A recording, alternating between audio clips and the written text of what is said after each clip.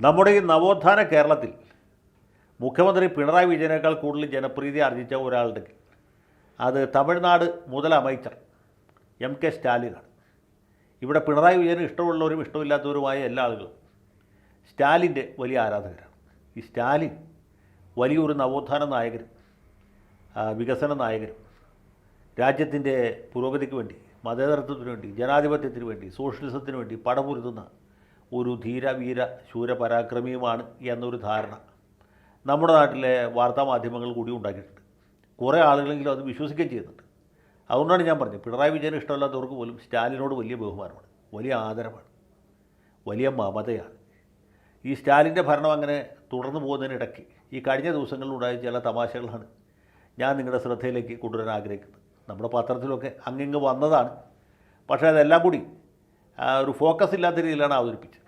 ഇപ്പോൾ ഏറ്റവും അവസാനം ഉണ്ടായ ഒരു തമാശ എന്ന് പറയുന്നത്, സ്റ്റാലിൻ്റെ പാർട്ടിയുടെ മുതിർന്ന നേതാവും മന്ത്രിയുമായ കെ പൊന്മുടിയെ മദ്രാസ് ഹൈക്കോടതി 3 കൊല്ലം കഠിനമായിട്ട് തടവാനും 50 ലക്ഷം രൂപ പിഴ കൊടുക്കാനും വിധിച്ചു എന്നുള്ളതാണ്.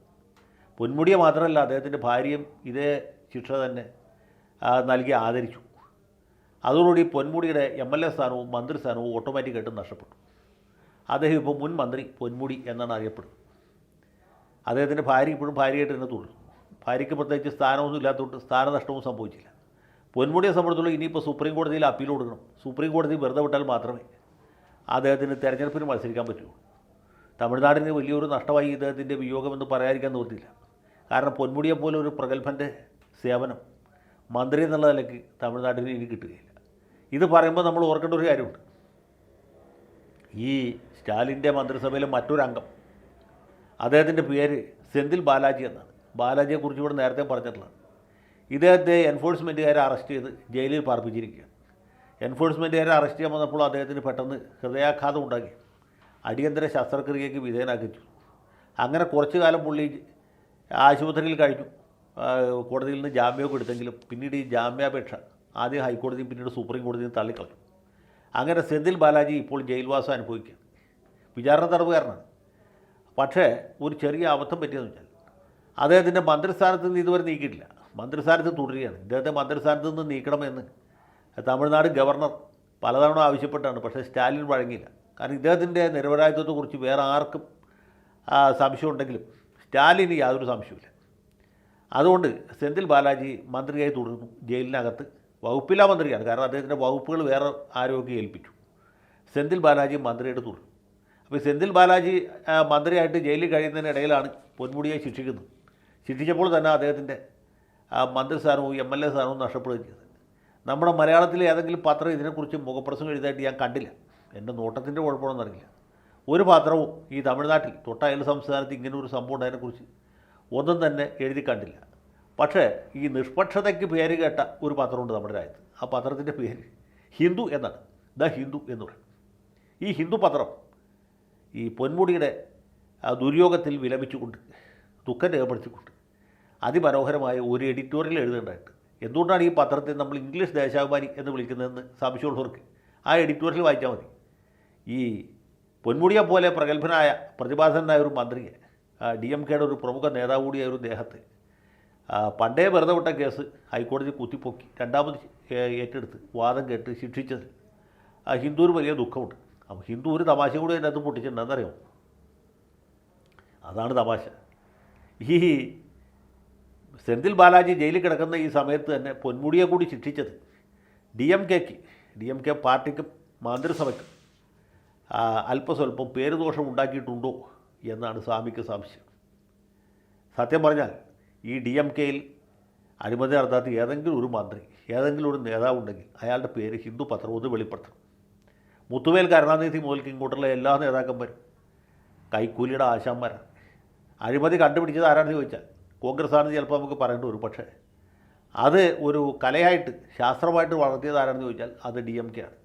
DMK നേതാക്കളായിട്ടുള്ള നമ്മുടെ മുത്തുവേൽ കരുണാനിധി, പിന്നെ ആ പാർട്ടിയിൽ നിന്ന് തെറ്റിപ്പിരിഞ്ഞ് പുതിയ പാർട്ടി ഉണ്ടാക്കിയ അണ്ണാ DMK ഉണ്ടാക്കിയ MGRൻ്റെ പിൻഗാമിയായിട്ട് വന്ന ജയലളിത, അങ്ങനെയുള്ള ആളുകളാണ്. ഈ ഹയർ ജുഡീഷ്യറിയിൽ പോലും അഴിമതി തുടങ്ങി വെച്ചത് മദ്രാസ് ഹൈക്കോടതിയാണ്. അതിൽ തന്നെ DMKയുമായിട്ട് ബന്ധമുള്ള ജഡ്ജിമാരാണ്. അവരുടെ മൂത്താപ്പ എന്ന് പറയുന്നത് വീരാസ്വാമി എന്ന് പറഞ്ഞ മദ്രാസ് ഹൈക്കോടതിയിലെ ഒരു ചീഫ് ജസ്റ്റിസായിരുന്നു. അയാളെ പിടിക്കാനായിട്ട് ഇന്ദിരാഗാന്ധി പഠിച്ച പണി 19 പറ്റിയതാണ്. പക്ഷേ പുള്ളി അല്പം കൊണ്ട് രക്ഷപ്പെട്ടു. സുപ്രീം കോടതിയിൽ തന്നെ കുറ്റവിചാരണയ്ക്ക് വിധേയനായ ആദ്യത്തെ ജഡ്ജി കെ രാമസ്വാമിയാണ്. അദ്ദേഹം തമിഴനായിരുന്നു എന്ന് മാത്രമല്ല, അദ്ദേഹം അണ്ണാ DMKയുടെ ഒരു ബ്ലൂ ഐഡ് ബോയിയായിരുന്നു. അതുകൊണ്ടാണ് പുള്ളി അവസാനം കുറ്റവിചാരണയെ പോലും പ്രഹസനമാക്കി രക്ഷപ്പെട്ടത്. ഈ കെ രാമസ്വാമി നേരത്തെ പറഞ്ഞ വീരസ്വാമിയുടെ മകളുടെ ഭർത്താവായിരുന്നു. അങ്ങനെ ആ കുടുംബ പാരമ്പര്യം പുള്ളി കാത്തു സൂക്ഷിച്ചു. അപ്പോൾ ഇങ്ങനെയുള്ളൊരു പാർട്ടിയാണ് DMKയുടെ ഒരു നേതാവിനെ വരവിൽ കൂടുതൽ സ്വത്ത് സമ്പാദിച്ചു എന്ന് പറഞ്ഞ് ശിക്ഷിച്ചാൽ ബാക്കി മന്ത്രിമാരൊക്കെ എന്ത് ചെയ്യും? ഇവർക്ക് എന്താണ് വരുമാനം? അവരുടെ വരുമാനം എന്ന് പറയുന്നത് വേറെയാണ്. അപ്പോൾ അങ്ങനെയുള്ള ഏതെങ്കിലും ഒരു നേതാവ് ആ പാർട്ടിയിൽ ബാക്കിയുണ്ടാവില്ല.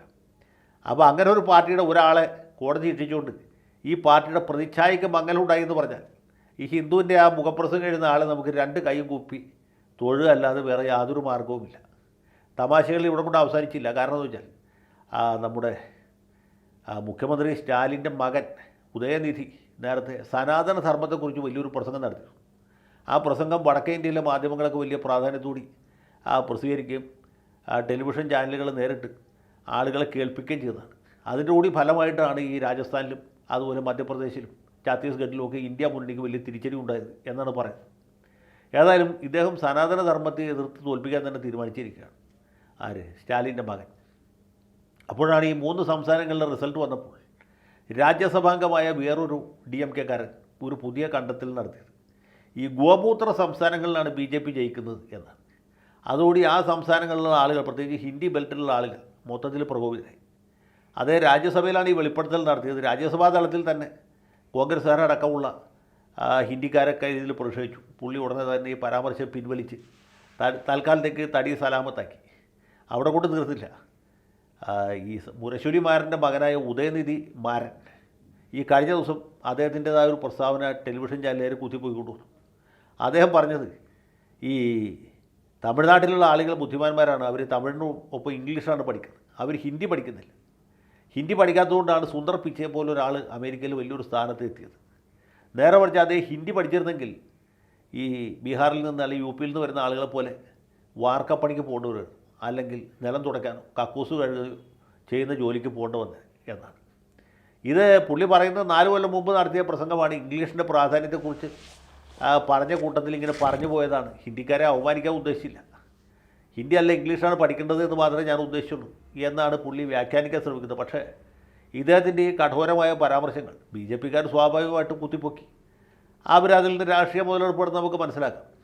ഇത് ബീഹാർ മുഖ്യമന്ത്രി നിതീഷ് കുമാറിനോ അല്ലെങ്കിൽ ഉപമുഖ്യമന്ത്രി തേജസ്വി യാദവിനോ പോലും സഹിക്കാൻ പറ്റില്ല. കാരണം രണ്ടുപേരും ഇംഗ്ലീഷ് അറിയാത്തവരും ഹിന്ദി മാത്രം അറിയുന്നവരുമാണ്. ഇവർ രാഷ്ട്രീയത്തിൽ വന്നില്ലായിരുന്നെങ്കിൽ ജനതാദൾ അല്ലെങ്കിൽ രാഷ്ട്രീയ ജനതാദൾ ഇങ്ങനെ ഏതെങ്കിലും പാർട്ടിയിൽ പോയില്ലായിരുന്നെങ്കിൽ UP-യിലെ ബീഹാറിലെ സാധാരണ ആളുകളെ പോലെ തമിഴ്നാട്ടിൽ കക്കൂസ് കഴുകാൻ പോകേണ്ടി വരുമായിരുന്നു എന്നാണ് ഈ പറഞ്ഞതിൻ്റെ വ്യംഗ്യാർത്ഥം. അപ്പോൾ അതുകൊണ്ട് ഇവർ രണ്ടുപേരും പ്രതിഷേധിച്ചിരിക്കുകയാണ്. ആ പ്രതിഷേധം ഒരുപാട് ഇന്ത്യ മുന്നണിയിൽ ഇങ്ങനെ ഈ സൗത്ത് ഇന്ത്യ മുന്നണിയും നോർത്ത് ഇന്ത്യ മുന്നണിയും 2ആയി വിഭജിച്ച് പോകാവുന്ന അവസ്ഥയിലെത്തിയിരിക്കുകയാണ്. പക്ഷേ എന്ന് വെച്ചാലും DMKക്കാർ ഇവിടെ ഒന്നും നിർത്താൻ തീരുമാനിച്ചിട്ടില്ല. അവർ ഈ വാമൊഴി വഴക്കം ഇനിയും അതുപോലെ തന്നെ തുടരുകയും ഇന്ത്യ മുന്നണിക്ക് പണ്ടത്തേക്കാൾ വലിയ ഏടാകൂടങ്ങൾ വരുത്തിവെക്കുകയും ചെയ്യാനാണ് സാധ്യത എന്ന് തോന്നുന്നു. ഇതാണ് തമിഴ്നാട്ടിൽ നിന്നുള്ള തമാശകൾ. കന്നഡ നാട്ടിൽ നിന്ന് ഇതിനേക്കാൾ വലിയ തമാശകളുണ്ട്. അത് മറ്റൊരു ഘട്ടത്തിൽ മറ്റൊരു അവസരത്തിൽ പറയാം.